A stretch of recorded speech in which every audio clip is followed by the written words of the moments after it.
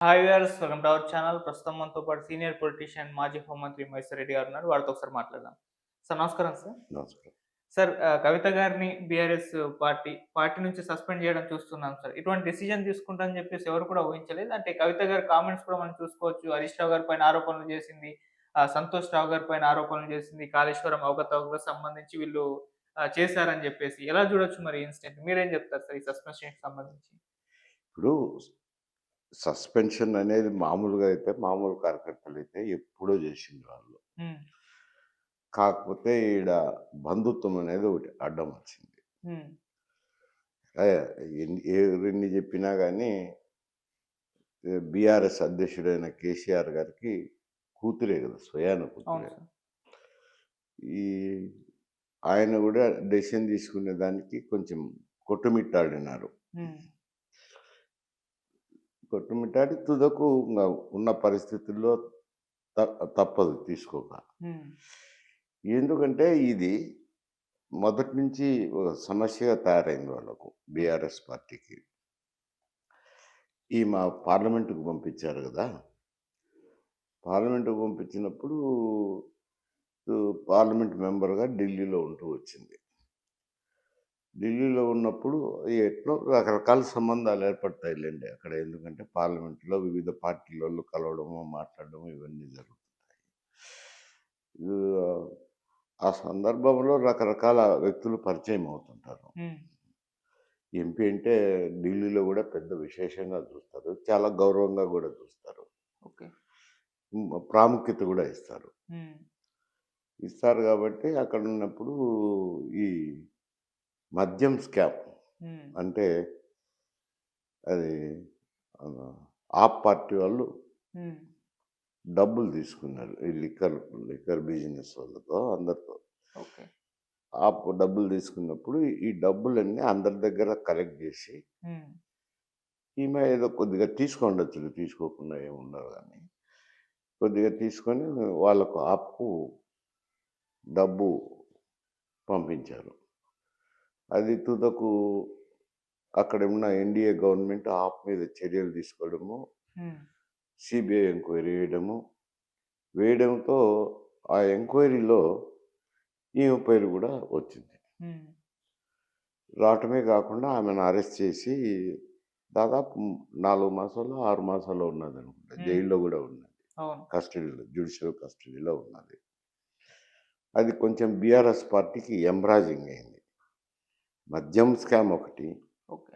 మద్యం స్కామ్‌లో ఈమె ఇన్వాల్వ్ కావడము. ఆహ్, జ్యుడిషియల్ కస్టడీలో జైల్‌లో ఉండటము. ఇవన్నీ ఒక మాయన మచ్చే అయిపోయింది బీఆర్ఎస్ పార్టీకి. అదే అప్పుడే చర్యలు తీసుకుండేవారు. హ్మ్. కానీ బంధుత్వం అడ్డం వస్తుంది గదా! మేడం ఏదో చర్యలు తీసుకోకుండా ఏదో బెయిల్‌కందు వీళ్ళే ప్రయత్నం జేసినారు గదా! బెయిల్‌కొని ప్రయత్నం జేసింది బీఆర్ఎస్ నాయకులే గదా! హ్మ్. కేటీఆర్ అయితేనేమి, కేసీఆర్ ఏదో చొరవ తీసుకొని హ్మ్. చేసినారు. చేసినారు. తుదకు బెయిలొచ్చింది. బెయిల్ మీద బయటకొచ్చింది. ఓకే. బయటకొచ్చినాక ఈమె మాట్లాడేదానికి గూడా ప్రయత్నం జేసింది హ్మ్. కేసీఆర్ గారితో. ఓకే. అప్పుడు అసహించుకునేది గూడా వీడియోలు గూడా వచ్చినాయి. హ్మ్. ఆయన ఈసడించుకొని మాట్లాడకుండా అవును. వెళ్ళిపోయింది. వీడియోలు గూడా వచ్చినాయి. హ్మ్. ఇటీవల కాలంలో మొన్నకు మొన్న గూడా మళ్ళా 1, 2 మార్లు ప్రయత్నం జేసింది. కానీ ఆయన గూడా మాట్లాడేదానికి ఇష్టత చూపించలేదు. ఓకే. మొన్నకు గూడా కొడుకును హిమాన్ష హ్మ్. ఆమె కుమారుడిని తీసుకొని జన్మదినం రోజు వెళ్ళినారు. హ్మ్. సరే ఈమె బయటనే ఉండి మనవడిని ఆయన మనవడినొక్కడినే పంపించినారు. హ్మ్. అంటే ఈమె కుమారుడిని. పంపిస్తే ఆయన ఏదో దీవించి పంపించేసినారు. ఓకే. ఆ పిల్లవానికి సంబంధం లేదు. మనవడు ఏదో దీవించి పంపించేసింది. ఈమె గూడా కనిపించలేదు కదా! ఆయనకు కనిపించలేదు. అటువంటి పరిస్థితి అక్కడుంది. హ్మ్. ఉన్నప్పుడు ఇటీవల కాలంలో ఆహ్, కొత్తగూడెంలో హ్మ్. మైన్స్ ఈమె ఇంతకుముందు ఆహ్, అక్కడ ఉన్న కార్యక్రమాలన్నిటి పార్టీ తరపున జూసేది. హ్మ్. పార్టీ తరపున చూస్తుంటే ఇంక వాళ్ళు పార్టీలో ఇది ఒక రకమైన ఇది వచ్చింది కదా! వచ్చింది కాబట్టి పక్కన వెళ్ళి దానికి ఒక ఆర్గనైజేషన్ పెట్టుకున్నారు. హ్మ్. ఆర్గనైజేషన్ పెట్టుకోవడం అయితేనేమి, ఆ ఫ్లెక్సీలు అక్కడ ఏదో కార్యక్రమాలు సొంతం చేసుకుంటాంది. అంతేకాకుండా ఇక్కడ వచ్చిన తర్వాత స్టేట్మెంట్లు ఇవ్వడం మొదలుపెట్టింది. ఓకే. ఇదంతా హరీష్ రావు, సంతోష్ కుమారు వీళ్ళ వల్లనే చెడ్డ పేరొచ్చింది. హ్మ్. ఆయన స్వతహాగా అవినీతి పరుడు కాదు. భోంచేసినప్పుడు గానీ, నిద్రపోయినప్పుడు గానీ, ఆవలించినా గానీ ఆయనకు ధ్యాసంతా ప్రజల మీద, తెలంగాణ ప్రజల మీద, తర్వాత పార్టీ మీదనే ఉండేది. హ్మ్. వీళ్ళే చెడగొట్టి పెట్టారు. హ్మ్. అపకీర్తి తెచ్చినారు. వీళ్ళు చేసిన పనుల వల్ల ఆయనకు అపకీర్తొచ్చింది. అవును. బిగినింగ్‌లో అయితే కేటీఆర్‌ను గూడా కలిపిందది. హ్మ్. ఇటీవల కాలంలో కేటీఆర్‌ను సెపరేట్ జేసి హ్మ్. హ్మ్. హరీష్ రావు, సంతోష్ మీదనే మాట్లాడుతుంది. అవును. ఇది ఉండగా ఉండగా ఎక్కువ మాట్లాడడం మొదలుపెట్టింది. హ్మ్. ఈ తుదకు ఎట్లొచ్చింది అనంటే ఆమె స్టేట్మెంట్‌లు కుంభకోణం జరిగింది వాస్తవమే కాళేశ్వరంలో. హ్మ్. పరోక్షంగా. అవును. డైరెక్ట్‌గా చెప్పలేదనుకోండి. పరోక్షంగా ఒప్పుకున్నట్టే గదా! ఒప్పుకున్నట్టే. దీన్ని ప్రోత్సహించినోళ్ళు హరీష్ రావు, సంతోష్ కుమారు అని అందువల్లనే అపకీర్తొచ్చింది అని చెప్పింది. హ్మ్. అంటే స్కాండల్ జరగలేదని లేదు గదా! జరిగిందైతే జరిగిందని చెప్పింది. అవును. జరిగిందనేది పరోక్షంగా ఒప్పుకునేది. హ్మ్. వీళ్ళే దీనికి కారణము. చెడ్డ పేరొచ్చేదానికి కూడా కారణం అని చెప్పి. ఇంక అది శృతి మించి రాగాన పడుతుంది. ఓకే. ఎవరైనా పార్టీకి చెడ్డ పేరొచ్చేటప్పుడు ఆ స్కామ్‌లో ఆల్రెడీ కోర్టులో కేసుంది. ఇక్కడ ఘోష్ కమిటీ రిపోర్ట్ గూడా ఇచ్చారు. హ్మ్. హరీష్ రావునైతేనేమి, ఆహ్, కేసీఆర్‌నైతేనేమి ఇన్వాల్వ్ చేస్తే డైరెక్ట్‌గానే ఫిక్స్ చేసి కమిటీ రిపోర్ట్ ఇచ్చినారు. ఓకే. అందులోనూ మామూలుగా ఏదో ఆఫీసర్సో వాళ్ళో ఈళ్ళో రాజకీయ నాయకులో ఏసిన కమిటీ అయితే దానికి శాంక్టిటీ ఉండదు. హ్మ్. ఇప్పుడు ఘోష్ అనేతలకి ఆయన సుప్రీం కోర్ట్ జడ్జిగా ఉన్నారు. హ్మ్. ఆయన న్యాయవాద వృత్తి నుంచి వచ్చినోళ్ళు కాబట్టి ఆయన రిపోర్ట్‌కి శాంక్టిటీ ఉంటది. ఓకే. శాంక్టిటీ ఉంటది కాబట్టి వాళ్ళు గూడా జాగ్రత్తగానే చర్యలు తీసుకునే ముందర శాసనసభలో ప్రవేశపెట్టి, శాసనసభలో చర్చించిన తర్వాత హ్మ్. సీబీఐకి హ్యాండ్ ఓవర్ చేసినారు. హ్మ్. మళ్ళా వాళ్ళేదన్నా చర్య తీసుకుంటే గూడా అదొక అపవాదని చెప్పి, ఓకే. మీదంతా ఎందుకని చెప్పి న్యూట్రల్ ఏజెన్సీకి సీబీఐకే హ్యాండ్ ఓవర్ చేశారు. హ్మ్. ఇప్పుడు సీబీఐ ఇన్వెస్టిగేషన్ చేస్తే ఇది లేనిపోని సమస్యలు ఓకే. ఎక్కువవుతది. హ్మ్. జరిగింది వాస్తవమే కాదనలేను. వీటన్నిటిని బట్టి ఈ సమస్యను కొంచెమైనా ఆయన పక్కదారి మళ్లించాలంటే ఆమె మీద సస్పెండ్ చేసినారు. ఓకే. ఈ సస్పెన్షన్‌కి దారితీసిన పరిస్థితులవి. Okay sir. మరిప్పుడు కవిత గారి దారి ఎటువైపు ఉంటుంది సార్? అంటే అటు కాంగ్రెస్‌లో ఏమన్నా చేరే ఛాన్స్ ఉందా? బీజేపీలో చేరే ఛాన్స్ ఉందా? ఓన్‌గా పార్టీ పెడుతుందా? ముందుగా తనున్న ఎమ్మెల్సీకి రిజైన్ చేస్తుందా? ఎలా ఎటువైపు దారి అంటే చూసే అవకాశం ఇవి ఉంది సార్? ఆమె పర్సనలు. హ్మ్. ఇవి మేము ఊహించి చెప్పేటివి కాదు. హ్మ్. ఎందుకంటే ఇప్పుడు కాంగ్రెస్‌లో చేరతదా అనంటే అది నమ్మకం లేని విషయంలెండి. హ్మ్. తర్వాత అటు ఆహ్, బీజేపీలో చేరుతదంటే వాళ్ళు గూడా ఇప్పుడు సిబిఐ ఎంక్వైరీసి కేసులో ఉన్నప్పుడు ఫ్యామిలీ మ్యాటర్ ఇన్వాల్వ్ అయ్యి ఉంటది గదా! హ్మ్. వాళ్ళు గూడా చేర్చుకోవచ్చు, చేర్చుకోకపోవచ్చు. హ్మ్. కౌన్సిల్ అంటే రద్దేం కాదనుకోండి. కౌన్సిల్ రద్దు కాదు. కావాలంటే సస్పెండ్ జేసినారు గాబట్టి మోరల్ రెస్పాన్సిబిలిటీ తీసుకొని ఆమె రాజీనామా చేస్తే చేయాలి గానీ, ఓకే. అంతకంటే మించి ఏం చేసేదానికి లేదు గదా! హ్మ్. కాబట్టి ఆమె ఉంచుకుంటాదనుకుంటాను. Okay sir.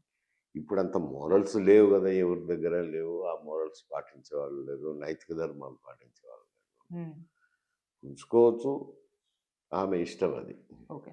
సార్ ఆమె ఇటువంటి ఆరోపణలు చేసినప్పుడు సస్పెండ్ చేశారు ఓకే గానీ, అటు కేసీఆర్ గారో, లేకుంటే కేటీఆర్ గారు, హరీష్ రావు గారు ప్రెస్ మీట్ పెట్టి ఈ ఆరోపణలకు ఒక సమాధానం చెప్పే ప్రయత్నం కూడా చేయలేదు. ఇప్పటిదాకా కవిత గారి విషయంలో మౌనంగానే ఉన్నారు. ఈమె రివర్స్ రెబెల్‌గా మారి ఈ విధంగా కామెంట్స్ చేసినప్పటికీ వాళ్ళ వైపు నుంచయితే సమాధానం మౌనమే వచ్చింది సార్. ఇప్పుడు శాసనసభలో గూడా చర్చించినప్పుడు ఏం జెప్పారు ఎక్కువ? హ్మ్. ఏదో అది లోటుపాట్లు ఉంది, కమిషన్ వేసేదానికి లేదు, ఇవన్నీ సాంకేతిక పరంగానే మాట్లాడినారు గానీ, జరగలేదు అని చెప్పలేదు గదా! అవును. అసలు ప్రతిపక్షాలు అయితేనేమి, కాంగ్రెస్ పార్టీ అయితేనేమి చర్యలు తీసుకునే సందర్భంలో గూడా మేము జరగలేదు అని చెప్పి ఖండించలేకపోయినారు. కరెక్టే. ఎందుకంటే అక్కడ జరిగినది అవినీతి అనేది ప్రజలందరిలోనూ నాటుకుపోయింది. ఇప్పుడు దాన్ని తీసేయలేరు అంటే హ్మ్. ఎవరు గూడా. ఇది ఏమంటే గనక ఆహ్, ఏదో ముసుగు తీస్తే ఎట్టుంటదో ముసుగు తీసి అంటే ముసుగు తీసినాక కదలడమే కదా! అంతే గదా! కరెక్టే. అంతకు మించి వేరే ఏం కాదు.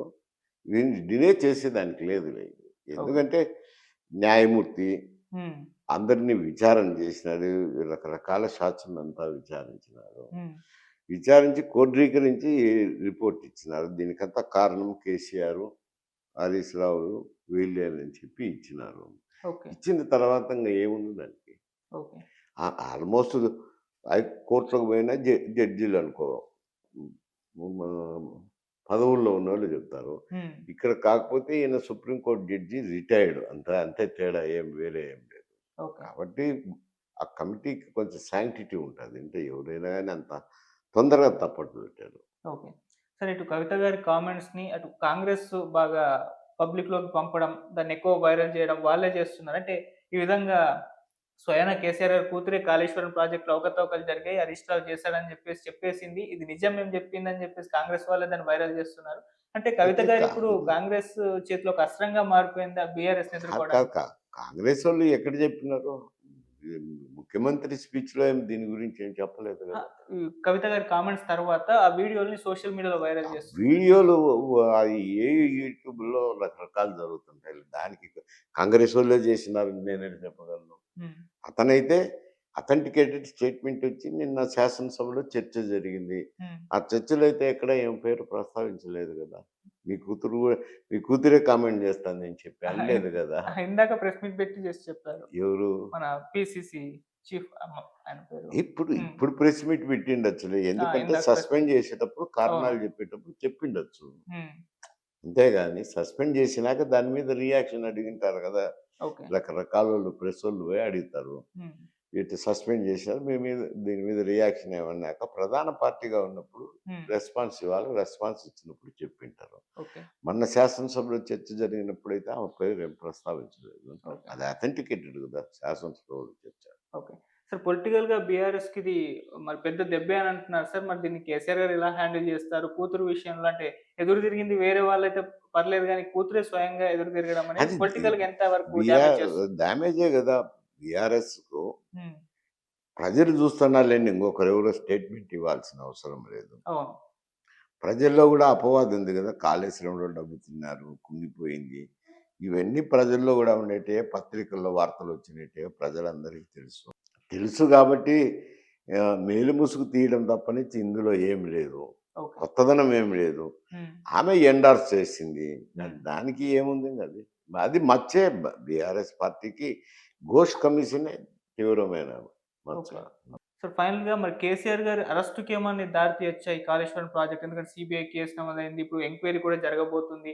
ఇక్కడ రేవంత్ రెడ్డి గారు కూడా చాలా తెలివిగా వ్యవహరించారు. సీబీఐకి అప్పజెప్పారు. ఇప్పుడు బీజేపీ చేతుల్లో ఉంటుందా కేసీఆర్ గారి అరెస్ట్‌కి సంబంధించి అని కూడా కొంతమంది విశ్లేషకులు మాట్లాడుతున్నారు. మీ అభిప్రాయం ఏంటి సార్? కేసీఆర్ గారు అరెస్ట్ అవుతారా? లేదా? ఇప్పుడు కేసీఆర్ ఎట్లా అరెస్ట్ అవుతారు? సీబీఐ రావాలా? అవును. ఇన్వెస్టిగేషన్ జేయాలా? హ్మ్. తర్వాత ఈ చర్యలు. హ్మ్. ఇప్పుడు డైరెక్ట్‌గా కేసీఆర్ సీబీఐకి ఇస్తానా? అరెస్ట్ చేస్తారా? అరెస్ట్ చేయకుండా ఉండేదానికే తన చేతులు మట్టి అంటకుండానే ఉండేదానికే ఇది సీబీఐకి ఇచ్చినారు. ఓకే. కాంగ్రెస్ పార్టీ చేస్తే హ్మ్. కచ్చగట్టి చేసినారని అంటారనే కరెక్టే. వాళ్ళు కూడా తెలివిగా హ్మ్. సీబీఐకి ఇచ్చినారు. అవును. సీబీఐ రేపు ఇన్వెస్టిగేషన్ చేసినాక కాదనలేరు కదా! ఇక్కడ అన్ని హ్మ్. నగ్న సత్యాలు కాబట్టి. హ్మ్. రేపైనా వాళ్ళు రిపోర్ట్‌లు పొందుపరచాల్సిందే వస్తది. ఓకే. అయితే కాకపోతే సీబీఐ అనేది కేంద్ర ప్రభుత్వ సంస్థ. దానికేం అవును. బీజేపీకి సంబంధం లేదు. హ్మ్. మోటార్‌లో ఇన్వాల్వ్ అవ్వచ్చు కూడా. హ్మ్. ఇప్పుడు జనరల్‌గా అయితే ఏం తీసుకుంటారు? జరగనీలే లెట్ ఇట్ బి అంటారు. హ్మ్. Okay sir. అంటే ఇది అరెస్ట్ వరకైతే వెళ్ళే అవకాశం అయితే లేదంటారా సార్? ఏం చెప్పలేను కదా! సిబిఐ ఇన్వెస్టిగేషన్ చేసినాక ఏమైనా చేయొచ్చు అంట. Okay sir. Right. Thank you so much sir.